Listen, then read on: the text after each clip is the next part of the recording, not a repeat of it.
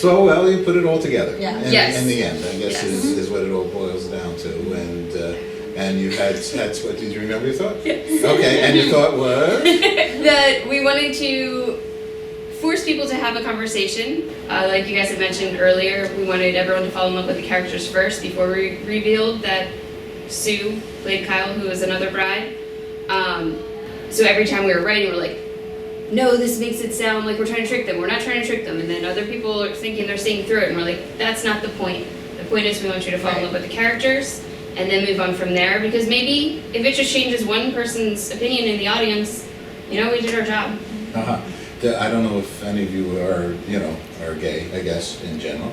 That's up to you to say whether you are or not. I love everybody. All right, okay. And only I must say, I'm asking that, wondering about that, and we have a representation here of the world, and I'm wearing a tie with children, and as being gay, and actually I worked early on one of the first gay TV shows many years ago, and so. But I'm not, but I'm cool with it all, and especially in the entertainment business that I've been in for many years. There's quite a few people that are gay in the business, and I'm all about love too, similarly to all of you. But I think now, it's the front page of the New York Times. Today is October 9th. Actually, it's John Lennon's birthday. John Lennon's birthday also, and let it be. And so I found that the way you presented the show really was quite respectful to everybody's way of life, and I think you included everybody, and you all did a wonderful job. But did you need to, or did you feel you had to? Did you speak with? Did you do research? Did you have to go talk to people about what it might feel like to be a gay lesbian type of a person? No, I think that love is love, and I think that we were able to use our own. It's such a universal feeling that I don't think that we needed to go talk to anyone. We were able to draw on our own experiences, because I don't think it's black and white and gay and straight. And I think that's the message that we were trying to send. Uh-huh. Well, the forgiveness and the outcome of the whole play, which I don't know if I will say here, but it's a nice outcome. At least I'll say that part. Well, love prevails. Love prevails. We during this period of time, I would say quite sensitive to the show, because your performance and your show, because we, good news, we're working on a World Peace Day project. And our World Peace Day project, we wanted to create something in Silicon Valley. And just sort of like from heaven, we were given and learned about an opportunity for actually a bullying situation for something called Amanda Network. And Amanda Network is actually a mother whose daughter committed suicide because she was bullied and she was cyberbullied. So it's quite a serious, non-peaceful situation. And the reason why she was bullied is because she was gay. Okay, so in my mind, really brought home more so what you guys were doing, because we're here working very on peace, okay? And in essence, when people aren't peaceful with each other and not loving each other, actually so much stress occurs. I mean, what do you all think about that? I mean, if a person can't be who they want to be and don't feel comfortable, here's what happened to this person. You had 3,500 text messages saying, this is not a nice thing to be doing. So, I don't know, anybody's thoughts in this regard? I think that's awful, and what's even more awful is that she's definitely not the only one who that's happened to.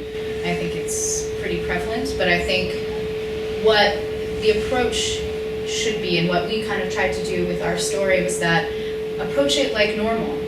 Because I think the issue that a lot of people have with gayness or difference is that it's different. Is that it must, because it's not what I do, it must be this totally other thing. And, my love is different than your love. But in the end, we wanted to show people that that love is love, and that this situation is a normal situation. It's not unique, really. It's not special in the sense of somebody, two people falling in love, I think, is special, but I think it's not this scary, unknown thing that a lot of people who are scared of it and say, I'm against this, they're not thinking of it as the kind of love that they feel. They're thinking of as something sinful and awful, and we wanted to just show them that this is the same love you experience. So that you saying that this isn't love, kind of, it goes backwards on your own sense of love. You must not know what love is if you can't see that this is also the same. So we definitely wanted to approach it as like, make this normal. Make this a normal situation that everyone else has, any bride has experienced necessarily, and put our audience in that bridal suite that is so familiar to them in movies, in their own lives, in their families' lives, and, get them in there, and then after they're already comfortable, then we say, well, look, it's love, and it happens to be two women, but does it really matter in the end? Because it's the same experience that everyone else has experienced. So, I mean, it's a long road, and it's going to take more than one play. Yeah. But I think because we went to put it out as something that is not different from everyone else, that is essentially the same feeling, I think that it was successful in that way. I think it's a generational story too right now, where it's like mothers and grandmothers and sisters, they can relate to the story, and especially now as it's becoming more of a normal thing. It's not quite there yet, but I think that people are becoming more open to it, and how it affects the other family members, how it affected the mother, how the mother's actions affected the sisters, and it's not just one situation, and that love does prevail. And we do want to reach a larger audience with this project. So right now we're working on the short film version of it, which is very exciting. I imagine it is. Well, you definitely covered, because you had the grandma in there, and the goodness of her, and the grandma, and sharing something meaningful to her that nobody knew she was going to share with someone in the show. No, and because I want everybody to go see it, and I want everybody to see the new film that you're going to put together. And you had family relations, but the next thing is that you were all crazy about each other in your own way.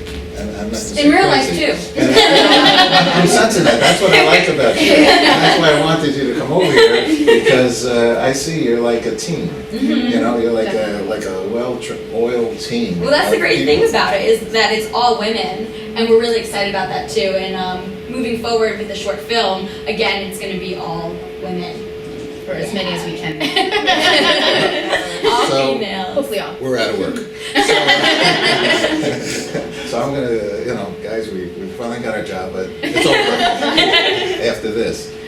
Well, I'm a women's liberator, so and have been for a long time, because in essence, women just got to vote a couple weeks ago, and have really been not treated honorably and over the years, and still, I guess, in many situations, that's still prevalent. Any other thoughts at this moment that you'd like to share or the audience should know about? And I know we're going to now, the cool thing, I maybe we should have said it earlier on, is that I think are you going to do some part of the show here today? Are you okay with that? Last night. It's up to you guys if you want to do it. I'm like, You still remember it? do you remember? Remember the Can you lines? improv? Yeah, sure.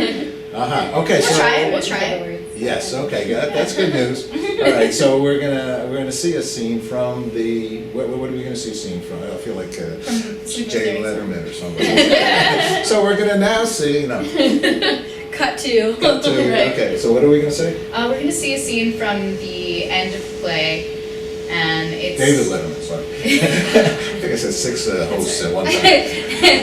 Jimmy Letterman. Yeah, we're going to see a scene from the end, near the end of the play, that to us when we were picking it, it kind of represents it's with the point when all the messages kind of come out, and all the tension is coming to a head, and it's kind of like that make or break moment of whether the love will prevail or not.